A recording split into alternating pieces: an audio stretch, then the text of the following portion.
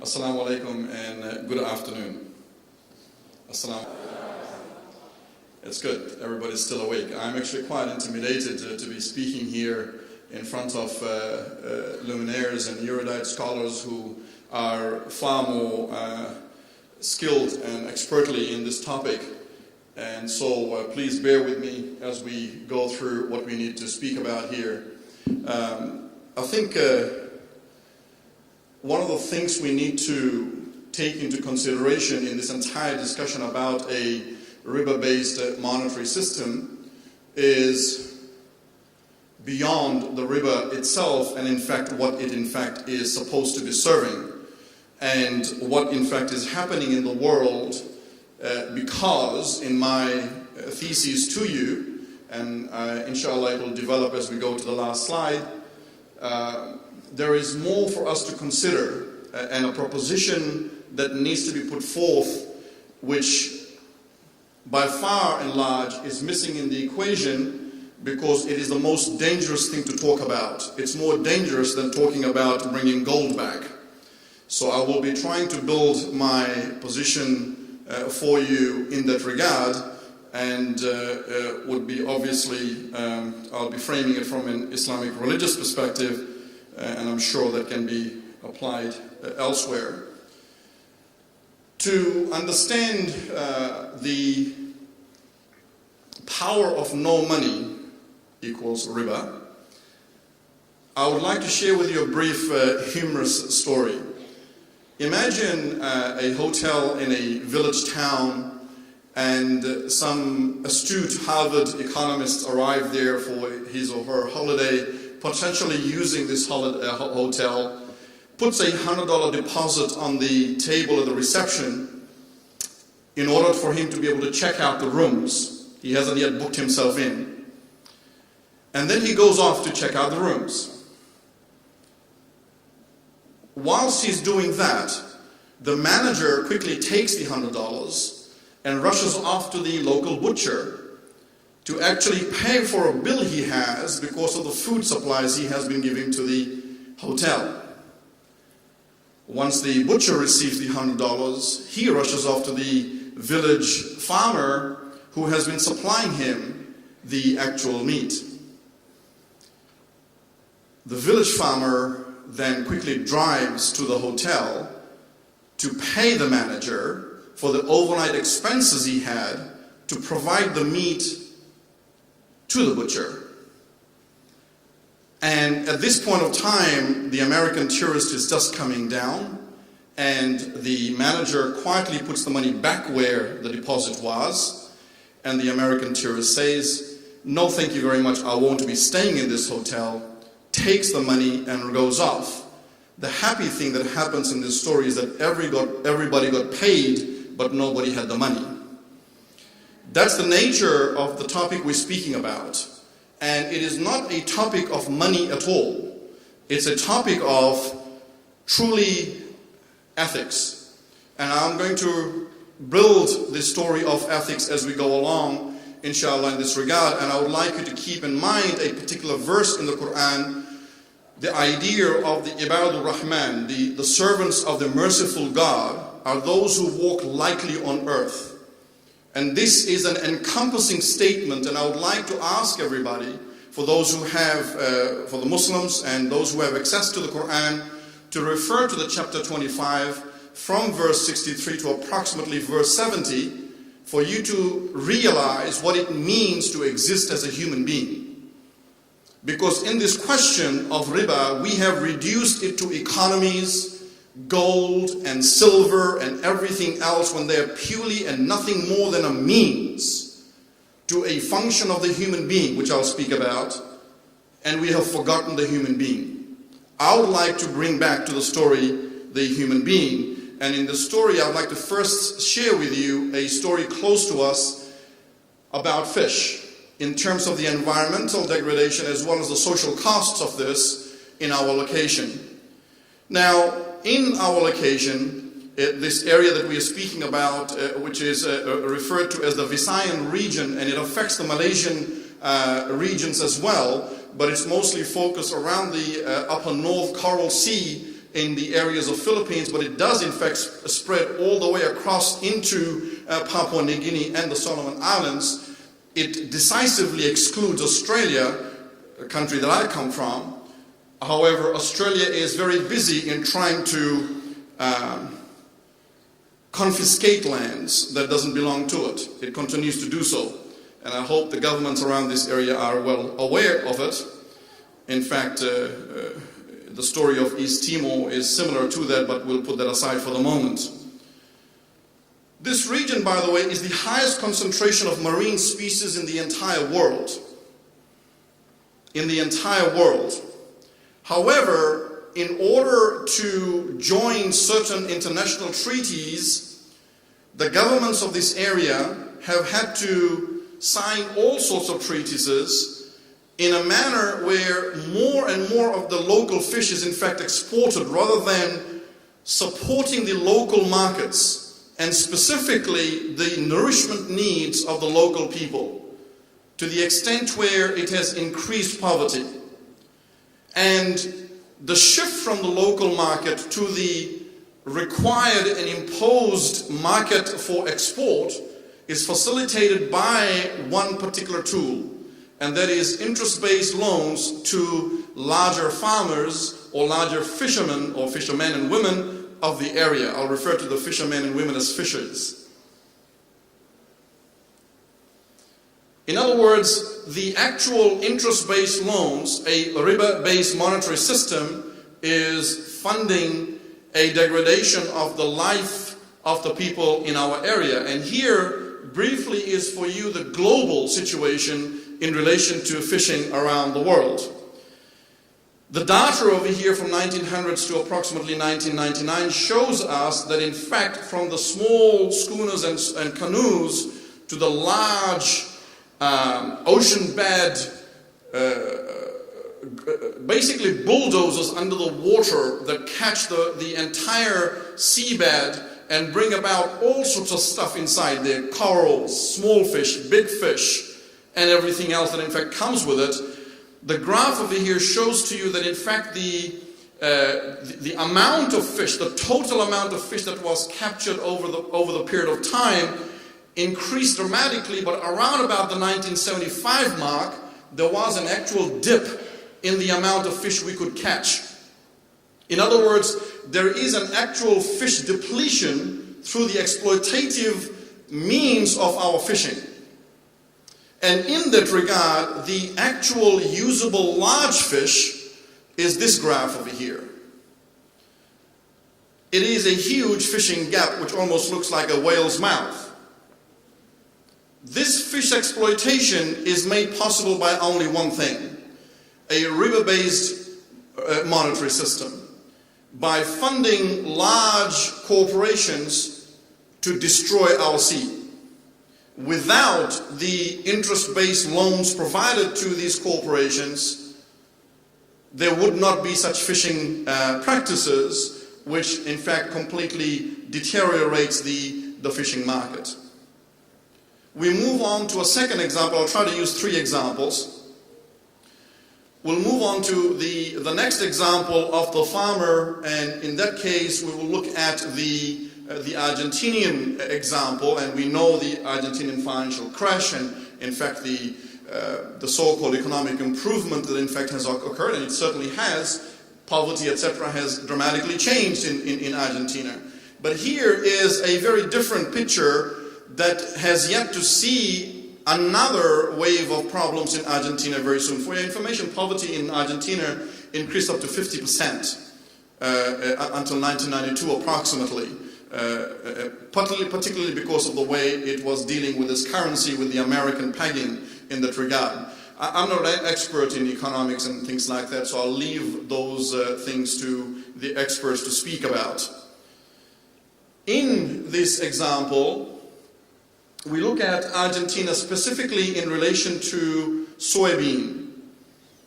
Soybean is now a major product around the world, which is commodified to a significant level. The 15 million hectares that actually has been now dedicated to soybean which is really used for the purposes of feed for animals per se.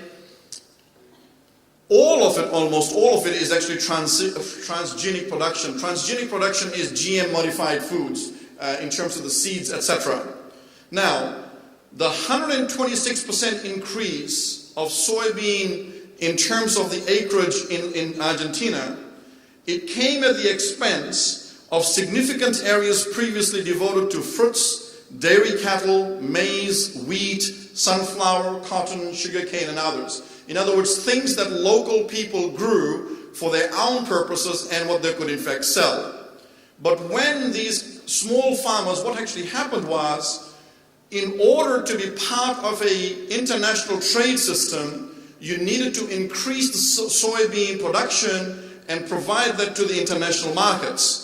And in doing so, the only people who could do that were large corporations. Literally, the Argentinian government, as well as the international governments, inclusive of primarily the United States of America, actually allowed these corporations to take over the lands. And 45% of small farmers were wiped off the map because they were unable to afford the loans that they had to serve by planting soybeans. And because it was no longer able to produce, in other words, if you wanted to produce your fruits, you could only sell it in your local markets. You could not even trade it within Argentina. If you wanted to trade, you needed to have certain percentage of soybean to be grown. And then you can take that forward into the international market where they had no choice but to in fact grow soybean and ultimately selling themselves out, where lands were owned by multi-generations. And today, as my understanding is, I think it was Dr. Bill who was mentioning about the people moving on to becoming tenants of the land. And the only way this was done, not because of market prices, not because of some market forces, but because of interest-based loans given to large corporations who would only invest a small amount of their money in order to usurp the land of other people in the local countries.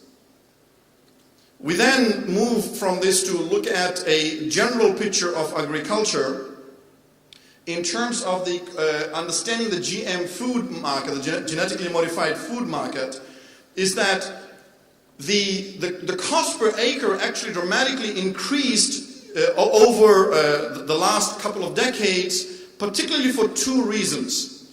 Number one reason for food prices, for the actual cost per acre to grow food increased because of, number one, and these are significant numbers, we're not talking about small numbers here, the price of GM herbicide seeds.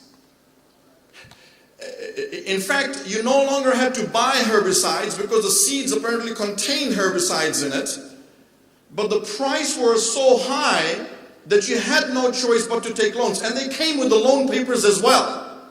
Here's the seed, and here's the paper to sign, no problem. You can sign today and we will give you the seeds.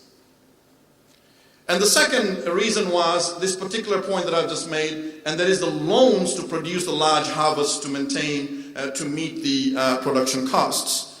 Now, here is what happens in terms of return. So this idea that genetically modified foods is in fact allowing the world to have more food is another big bogus. It's nothing more than business for the agribusiness. That in fact the return per acre has become so small that only very large cash flow of market corporations can in fact survive. You can imagine a farmer only making, and this is not a theory, a farmer only making in approximately 10 acres of its food production $20 as a profit. You'd need a lot of 10 acres to make it reasonable for your self to function. And again, these tools of loans allow large corporations with small amount of investments, fully supported by the bank and half the time owned by them in one way or the other, actually to take local land. And the agricultural demise is made possible by riba-based economies. The last example I wanted to use, I'm not quite sure how much time I've actually got. I'll probably use less amount of time than I'm allocated. Maybe, inshallah, there'll be some questions and answers afterwards. And those speakers who have not had the opportunity to answer questions maybe can come and join me so I can get off the hook.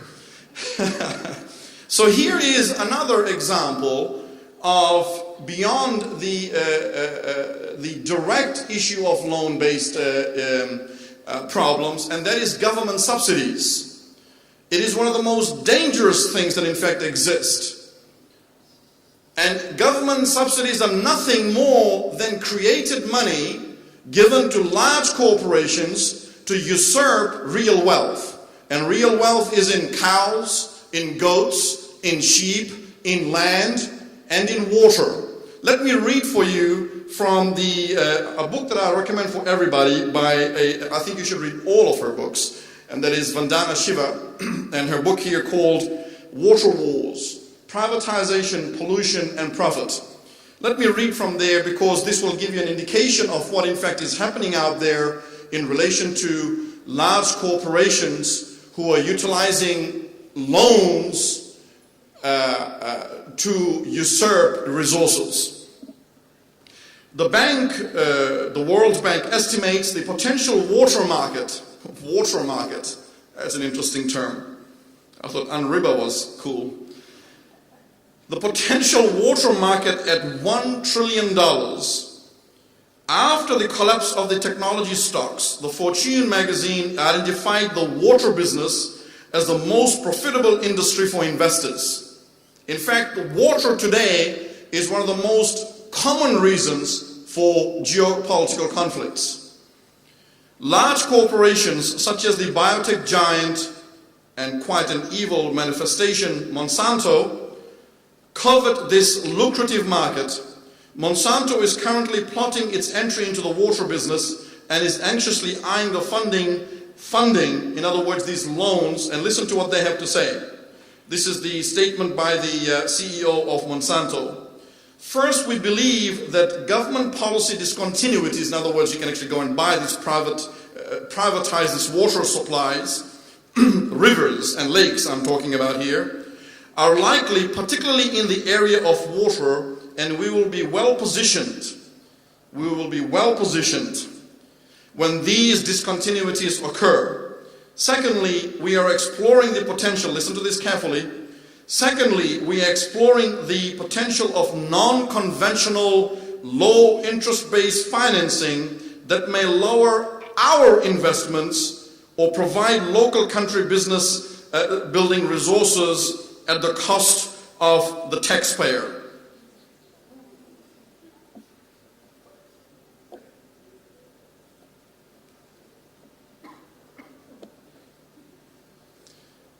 If it wasn't prohibited in Islam to swear, I think I would like to do it right now. But I'll move on. So, in government subsidies over here, what I'm showing here, the graph actually has not come through properly on the screen, but the largest graph on there shows where government subsidies actually go the most. It's approximately 79% of all global government subsidies.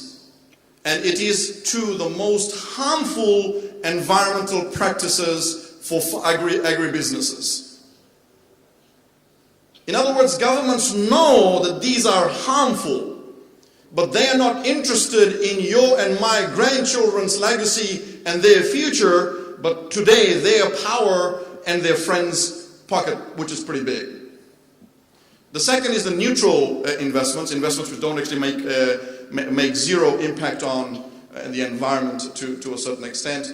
And the smallest amount, which is only about 1.8%, is on positive environmental investment. So all of this talk that we have about green energy is a whole amount of hullabaloo. I want to move from here to now look at something which I really want to talk about. After knowing those 2 or 3 examples, what exactly is happening around us. Firstly, that we look at the world and we speak about the usury, we talk about the riba economy, GDP, etc., etc. And the new trend in the world is to speak about the environmental footprint. When I mean new, it's around about no more than 20 odd years old to speak about this as a matter of concern. And I'm talking about matter of concern at the level of mass acceptance rather than a few, those days apparently crazy scientists. Now, in this equation, today, what is happening is the entire environment, inclusive of things like carbon emissions, etc., is doing nothing but commodifying nature. In other words, nature is given a price. If you can pay the price, you can do what you want.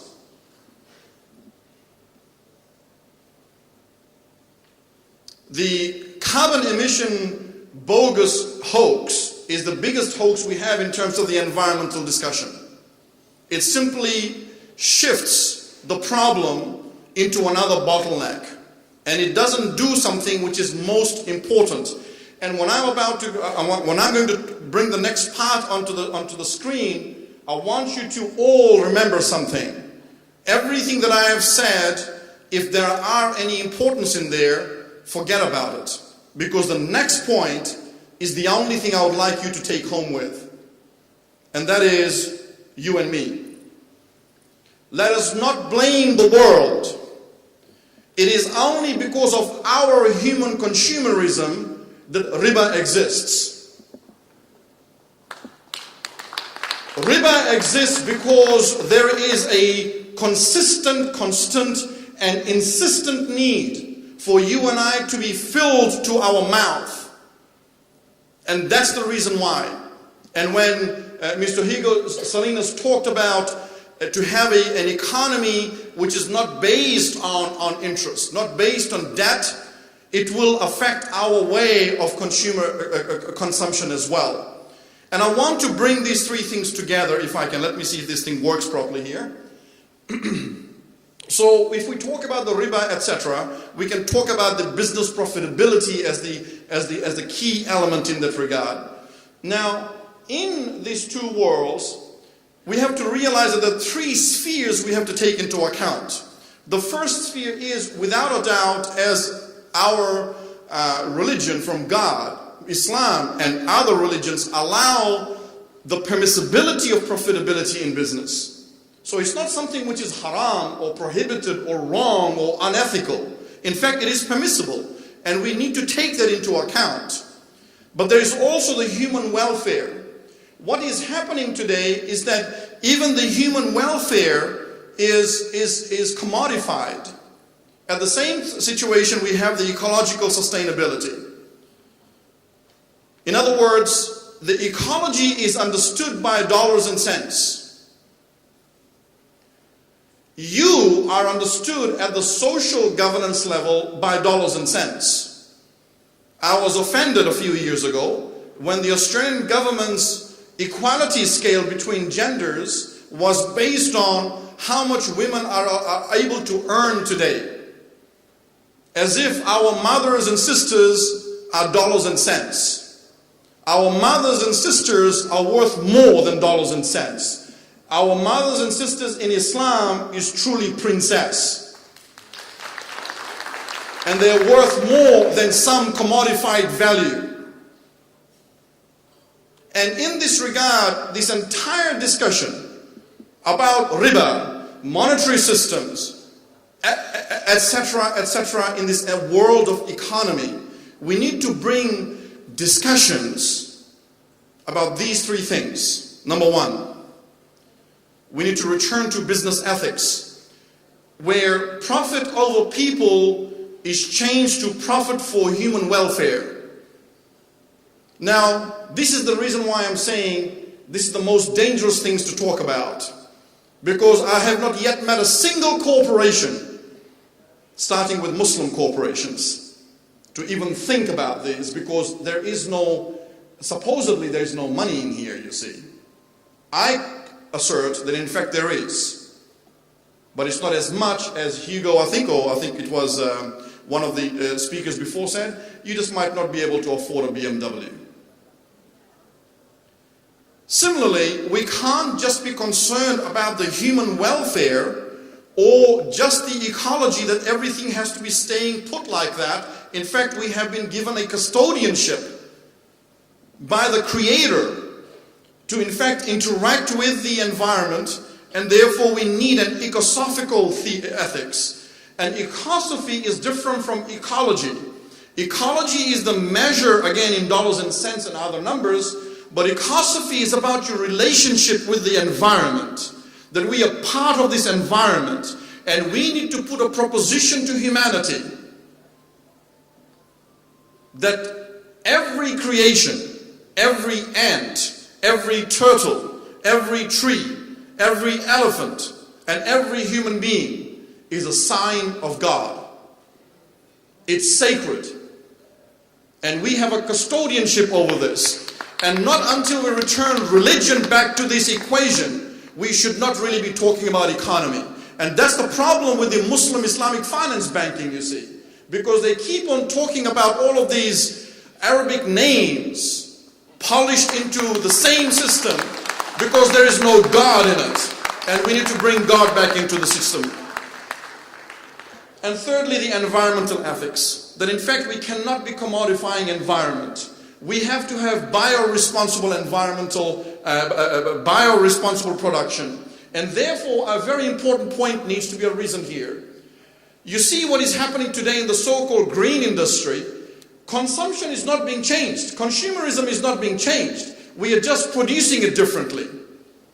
So if you had an iPhone 4, I apologize to bring some brand names into the situation, iPhone 4S, and to keep up with the trend you had your iPhone 5, you and I are the cause of the environmental degradation and the presence and existence of the riba-based economy.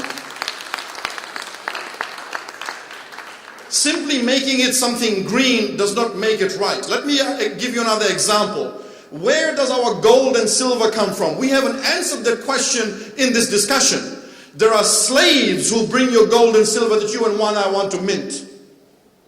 It's not until we return to the human rights of these people that there will not be any spiritual barakah, any spiritual blessing in what we've got in front of us. There are people, just about 6 months ago, I won't mention the name of the countries, a Gulf country was taken to account for siphoning gold outside of one of the African mines in order to sell you and me gold currency. Where is your gold minted gold coming from? Where is your silver mint coming from? It is not until we answer those questions. And so, when these three ethics come together and connect with each other, we are going to be talking less about economics and more about ethics. And I want to end in that regard. Do I have a little bit more time here? 2 more minutes, all right. Wow. So let me just move out of here. So let's talk about what I want to address here. Number one, I think it was, again, in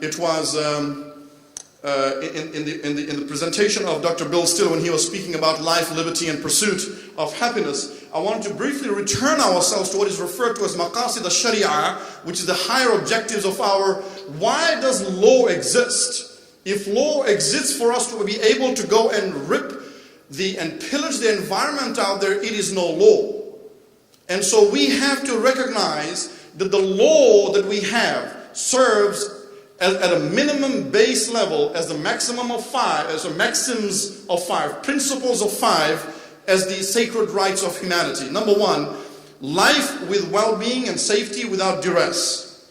Number two, liberty of religion as a moral compass, not CNN. Number three, equal access to knowledge attainment, that there should not be a cost to knowledge. That we are commodifying even the knowledge that is needed by human beings to contribute to society. Number four, liberty of ownership of property. And number 5, protection of familial lineage and access. Some scholars would say there's a 6th, which is the honor and dignity of the human, but the dominant opinion is that these 5 include the protection of the honor and dignity of human beings. But it is by protecting these 5, and economy is simply one tool, it is not the end. And if in our framework and models we do not take these base principles into account, we will not be able to pursue the most of important questions, and that is pursuit of true happiness. And pursuit of true happiness is intimacy with God. It is a proposition for those who may not believe in God, but it is a fact for those who believe in God, and we need to return to that. And finally, if I can share with you 5 paradoxes for you to consider. Number 1, what are we doing with economy? Are we controlling disease, or are we facilitating well-being? Are we promoting production, or are we promoting responsible production? Are we promoting economic growth, or are we promoting prosperity without growth in terms of GDP? Number 4, are we controlling carbon emissions, or are we nurturing environmental sustainability? Where is our money going? Number 5, are we commodifying human beings, a 9-to-5 job, so you're enslaved to large corporations, or is it to dignify human beings with all of the above? And if our economic system is not going to dignify and protect and maintain the honor of human beings, then we have failed in all of our discussions in relation to economy. And I end briefly here by the statement of the Prophet, peace and blessings of God Almighty be upon him, that if the human being had 2 values of money, he would wish for a 3rd. For nothing can fill the belly of the human being except dust. He means that we will not satiate ourselves with the temptations of this world until we die. And God forgives him who repents to him. In this regard, I want you to go back to reflect back on the original statement I had made with the Quranic verse about walking lightly. And if I could end with another short, hopefully a humorous statement by quoting Yoda, who said, "On the ground, lightly you must walk, to feel the force you must." Thank you very much.